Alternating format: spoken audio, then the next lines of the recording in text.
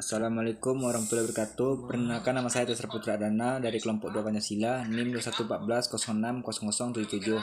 Saya akan menjelaskan pengertian Pancasila. 1. Pembahasan. 1. Pengertian Pancasila. 2. Pancasila sebagai dasar negara dan ideologi. 3. Kedudukan Pancasila sebagai dasar negara. 4. Fungsi Pancasila sebagai pandangan hidup. 5. Nilai-nilai Pancasila dalam Pancasila. A. Pengertian Pancasila.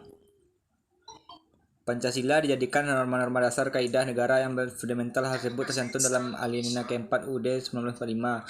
Pancasila sebagai dasar negara memiliki arti bahwa Pancasila menjadi pedoman dalam penyelenggaraan sebagai norma-norma hukum dan negara.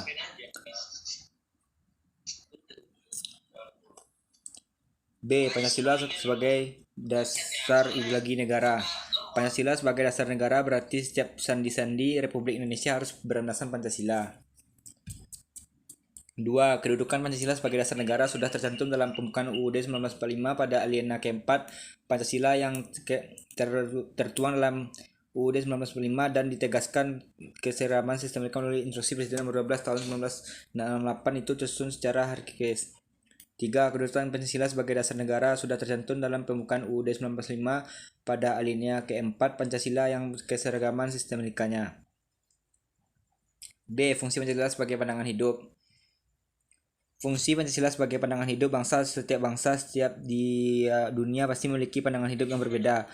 Pandangan hidup berfungsi sebagai pedoman untuk mengatur hubungan manusia dan sesama dan mengatur hubungan manusia Tuhan yang Maha Esa. Dapat kita simpulkan fungsi sebagai pandang hidup bangsa yaitu: 1. Pancasila dijadikan penunjuk untuk menyelesaikan permasalahan yang terjadi di masyarakat.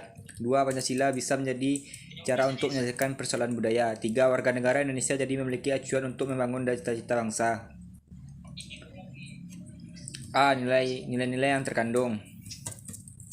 Percaya kepada Tuhan Yang Maha Esa, bertakwa kepada Tuhan sesuai agama yang dianut, mengakui hubungan antara manusia dengan Tuhan Yang Maha Esa sebagai hak pribadi, dan mengakui kebebasan setiap warga negara untuk menjalankan ibadah berdasarkan agamanya.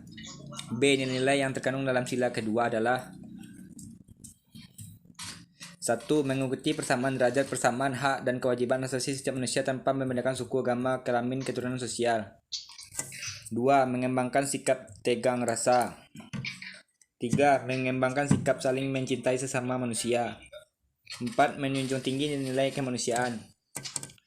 C. Berikut nilai-nilai yang terkandung dalam sila ketiga: menempatkan keselamatan atau bangsa dan negara di atas keselamatan pribadi dan golongan. 2. Bersedia berkorban untuk bangsa dan negara. 3. Menjunjung persatuan dan kesatuan berdasarkan prinsip-prinsip Bhinneka Tunggal Ika. D. Nilai-nilai yang terkandung dalam sila keempat antara lain yaitu: 1. Menyelesaikan masalah melalui musyawarah. 2. Menerima dan melaksanakan hasil musyawarah secara ikhlas dan bertanggung jawab. Tidak memaksakan kehendak kepada orang lain. E. Nilai-nilai yang terkandung dalam sila kelima antara lain: 1. Bersikap adil kepada sesama tanpa membedakan suku, agama, golongan, dan asal-usulnya. 2. Tidak melakukan hal yang mencurigakan kepentingan umum. 3. Berusaha mewujudkan keadilan sosial.